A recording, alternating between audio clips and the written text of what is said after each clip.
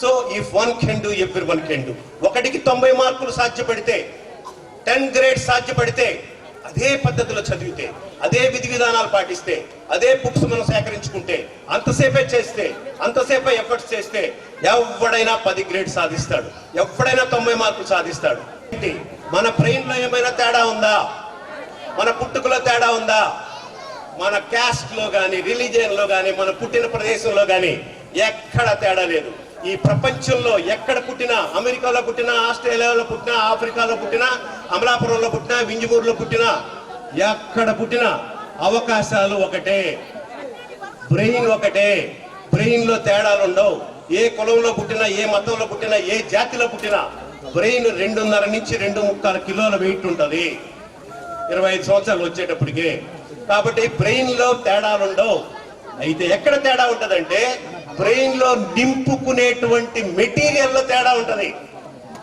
అర్థమైందా?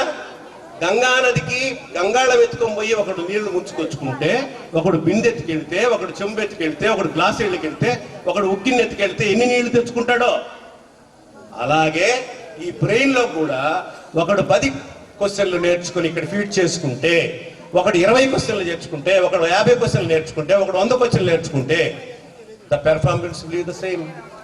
మీరు పెర్ఫార్మెన్స్ కూడా ఎగ్జామ్స్ లో అంతే చేయగలరు. సో ఎవరైతే 100 క్వశ్చన్లు నేర్చుకుని పరీక్షకి వెళ్తే వాడికి 100 మార్కులు వస్తాయి, 50 నేర్చుకుంటే 50 మార్కులు వస్తాయి. ఇది ఒక మెమరీ కార్డు లాంటిది. ఒకడు 20 పాటలు రికార్డ్ చేసుకుంటే సెల్ ఫోన్ లో మెమరీ కార్డులో 20 పాడుతుంది. వాడు 40 చేసుకుంటే 40 పాడుతుంది. వాడు 100 చేసుకుంటే 100 పాడుతుంది. ఇక్కడ మెమరీ కార్డులో తేడా ఉందా? చేసుకోవడంలో, చేసుకోకపోవడంలో తేడా ఉందా? రికార్డ్ చేసుకోవడంలో చెప్పాలి. మీరు రికార్డ్ చేసుకోవడంలో, ఫీడ్ చేసుకోవడంలో, లోడ్ చేసుకోవడంలో, స్టోర్ చేసుకోవడంలో, ఇక్కడ ఉంచుకోవడంలో తేడా ఉంది. వాడు 4 గంటలు చదివాడు రోజు, వాడి 90 మార్క్స్ వచ్చినాయి. 2 గంటలు చదివాడు, 40 మార్క్స్ వచ్చినాయి. గంట సేపు చదివాడు, 20 మార్కులు వచ్చినాయి. వాడు ఏం చదవలేదు, 0 మార్కులు వచ్చినాయి. ఇక్కడ చదవడం బట్టి మార్కులు వచ్చినాయా? బ్రెయిన్ బట్టి వచ్చాయా? ఒకే టీచర్, ఒకే బుక్, ఒకే క్వశ్చన్ పేపర్, ఒకే సమయం, ఒకే క్లాసు, ఒకే 50 మంది క్లాస్ చెప్తే ఒకటికి 90, 80, 70, 40, 30 ఒకే టెక్స్ట్ కదా, ఒకే టీచర్ కదా, ఒకే సమయంలో పాఠం చెప్పింది కదా. వై ఎందుకు? టీచర్ తప్ప? 90 మార్కులు వచ్చినోడు అంతే కదా పాఠం చెప్పింది. అర్థమవుతుందా నేనేం చెప్తున్నాను? Same text, same question paper, same teacher, same timing, but the marks are different. Why? ఈ ఒక్క సీక్రెట్ మీకు చెప్పి నేను నెక్స్ట్ పాయింట్కి వెళ్తాను. ఏమిటి అంటే పిచ్చి మొక్కలు. ఏమిటి పిచ్చి మొక్కలు? 2 పూల కుండీలు కొనుక్కోండి. జాగ్రత్తగా వినాలి. It is an experiment. ఇంట్లో మీరు చేయొచ్చు ఎక్స్పెరిమెంట్. ఊరికి ఉత్త ఎగ్జాంపుల్స్ చెప్పండి నేను. 2 పూల కుండీలు కొనుక్కోండి. 1 నెల రోజులు 2 పూల కుండీలకి ఒకే రకమైన నీళ్లు పోయండి, ఒకే క్వాంటిటీలో ఎరువేయండి. నెల రోజులు అయ్యేటప్పటికి 2 పూల కుండీల్లో పిచ్చి మొక్కలు, నాచు మొక్కలు కూడా వచ్చేస్తాయి. వస్తాయా రావా? మీరు వేయినవి కొన్ని కొత్త మొలిచేస్తాయి. 1 పూల కుండీలో పిచ్చి మొక్కలు, నాచు మొక్కలు ఏవేమైతే అదనంగా మొలిచినాయి అన్ని తీసేసి 1 రోజా మొక్క మాత్రమే ఉంచండి. 2వ పూల కుండీలో యాజ్ ఇట్ ఈజ్గా వదిలేయండి పిచ్చి మొక్కలు, నాచు మొక్కలు అన్నీ. ఇంకొక 2 నెలలు నీళ్లు పోయండి, ఒకే రకమైన ఎరువేయండి. ఏ చెట్టుకి ఎక్కువ వస్తాయండి పూలు? నాచు మొక్కలు, పిచ్చి మొక్కలు తీసేసిన దానికి ఎక్కువ పూలు వస్తాయా? అవన్నీ ఉంటే ఎక్కువ పూలు వస్తాయా? ఈ పిచ్చి మొక్కలు, నాచు మొక్కలు కూడా మీరు వేసినటువంటి ఎరువుని, నీళ్ళని తీసేసుకున్నాయి. కాబట్టి సగం నీళ్లు, సగం ఎరువే పిచ్చి మొక్కలు, నాచు మొక్కలు ఉన్న చెట్టుకు పోయినందువల్ల 5 పూలు పూసింది. అవేవి లేవు కాబట్టి 2వ కుండీలో ఇవి 10 పూలు పూసింది. మీ బ్రెయిన్ కూడా అంతే. ఎప్పుడైతే చదువుకున్నటువంటి కంటెంట్ మాత్రమే ఈ బ్రెయిన్ లో ఉంచుకొని చదువుకొని పరీక్షకి వెళ్తాడో వాడు హయ్యర్ మార్క్స్ లో ఉంటాడు. నువ్వు 4 గంటలు చదివావు, మీ పక్కింటోడు కూడా 4 గంటలు చదివాడు, వీడు 4 గంటలు చదివి పడుకున్నాడు. ఈ 4 గంటలు చదివినోడు బ్రహ్మాండమైన సినిమా వస్తుంది, పుష్ప సినిమా. నీకు భలే ఇంట్రెస్ట్ అల్లు అర్జున్ అంటే కూర్చొని 2 గంటలు చూసావు. వీడు 4 గంటలు చదివాడు, 4 క్వశ్చన్లు నేర్చుకున్నాడు, వాడు నేర్చుకున్నాడు. 4 గంటలు నేర్చుకున్నావు, పుష్ప సినిమా చూసావు. ఉదయాన్నే 7 గంటలకు 8 గంటలకు లేచావు, లేట్ అయింది కాబట్టి మళ్ళీ దారిని వెళ్తున్నావు. వాడు పరీక్షకి వెళ్ళాడు, నువ్వు పరీక్షకి వెళ్తున్నావు. జాగ్రత్తగా వినాలి అబ్బాయిలు, మీకోసమే ఎగ్జాంపుల్, వీళ్ళ కోసం కాదు, మీకోసం. ఇది ప్రత్యేకంగా మీకోసమే చెప్తాను. సో వెళ్తున్నారు, దారిలో 2 మోటార్ సైకిళ్ళు గుద్దుకున్నాయి. ఎప్పుడైతే 2 మోటార్ సైకిళ్ళు గుద్దుకున్నాయో నీకు ఇంట్రెస్ట్ పెరిగింది. ఆడ ఆగావు. వాడు నువ్వు తప్పు అన్నాడు, కాదు నువ్వే తప్పు అన్నాడు. వాడు చొక్కాలు పట్టుకున్నారు, ముక్కు రాసుకుని గుద్దుకునేట్టు కొట్టుకుంటారని చూద్దాం, నువ్వు నిలబడుకొని చూస్తున్నావు. కాసేపటికి ఒక పెద్ద మనిషి వచ్చాడు. ఏదో చిన్న యాక్సిడెంట్కి ఇది కొట్టుకుంటున్నారు, కొండే పని పడ్డలు ఏదైనా అరిశాడు. వాళ్ళకి జ్ఞానోదయం వెళ్ళిపోయారు.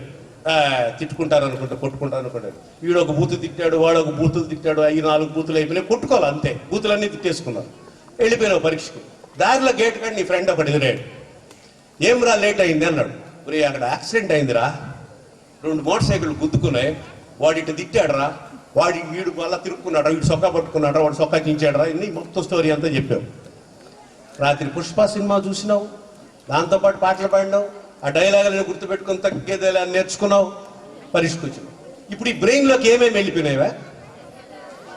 ఆ ఫిజిక్స్ 4 క్వశ్చన్లు నేర్చుకున్నావా? పుష్ప సినిమాలో డైలాగులు పోయినాయా? పాటలు పోయినాయా? పాటలు మళ్ళీ మెమరైజ్ చేసుకుంటా ఉదయాన్నే అంట వచ్చినావా?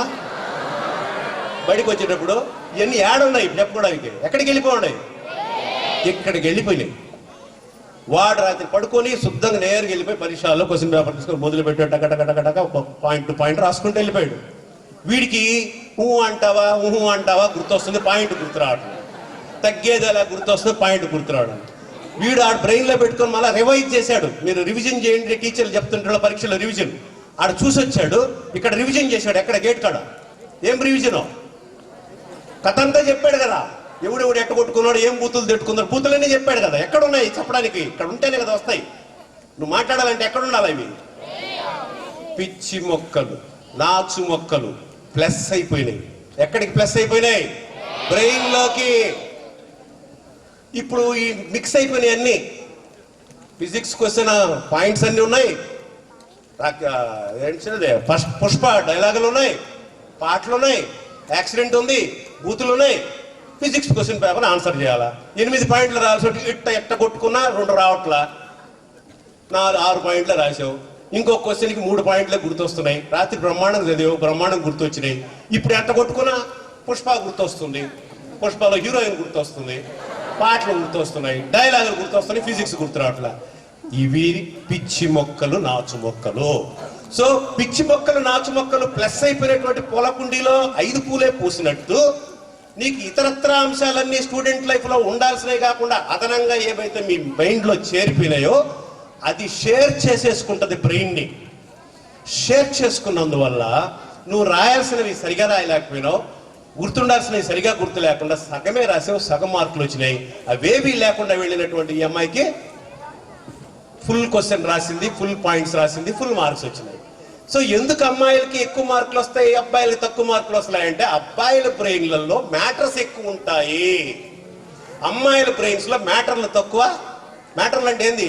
ఇతరత్ర దారిని పోయే నాన్ సెన్స్లు, న్యూ సెన్స్లు, గొడవలంతా ఎక్కువసేపు ఇళ్లలో ఉంటారు కదా వాళ్ళు. వీళ్ళు ఎక్కువసేపు ఈదుల్లో ఉంటారు కదా, ఈదుల్లో సంగతులన్నీ బ్రెయిన్లోకి వెళ్ళిపోతాయి. వీళ్ళు 4 గంటలు చదివినా, వీళ్ళు 4 గంటలు చదివినా ఇతరత్ర అన్ని డ్యామేజ్ చేసి పిచ్చి మొక్కలు, నాచు మొక్కలు కూడా బ్రెయిన్ ని షేర్ చేసుకుంటాయి కనుక వీళ్ళకి తగ్గుతాయి, వీళ్ళకి ఎక్కుతాయి. ఏ రిజల్ట్స్ అన్నా చూసుకోండి మీరు, ఎంసెట్ రిజల్ట్స్ చూసుకోండి, ఇంటర్మీడియట్ రిజల్ట్స్ చూసుకోండి, first year, second year, 10th. అమ్మాయిలు 85% పాస్ అయ్యారంటే అబ్బాయిలు 78, ఒక 5 to 10% డిఫరెన్స్ ఉంటుంది. ఎందుకంటే ఇతరత్ర ఏముంటాయి వీళ్ళ బ్రెయిన్లలో? పిచ్చి మొక్కలు, నాచు మొక్కలు. అవి తీసేస్తే మీ చెట్టు కూడా 10 పూలు పూస్తుంది. అర్థమైందా పాయింట్? అవన్నీ తీసేసుకే పోనీకుండా ఆపుకుంటే ఖచ్చితంగా మీరు కూడా హయ్యర్ మార్క్స్ లో ఉంటారు.